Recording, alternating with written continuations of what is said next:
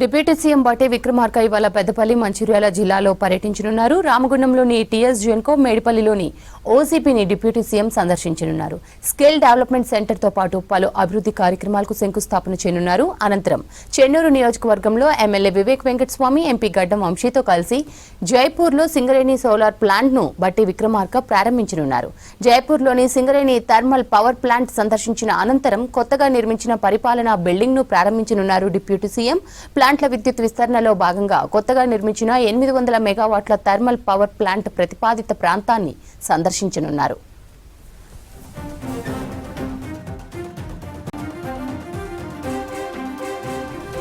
ఈ కార్యక్రమంలో మంత్రులు శ్రీధర్ బాబు, పొన్నం ప్రభాకర్ తో పాటు ప్రభుత్వ సలహాదారు హర్కర వేణుగోపాల్, రామగుండం, పెద్దపల్లి, ధర్మపురి ఎమ్మెల్యేలు పాల్గొనున్నారు.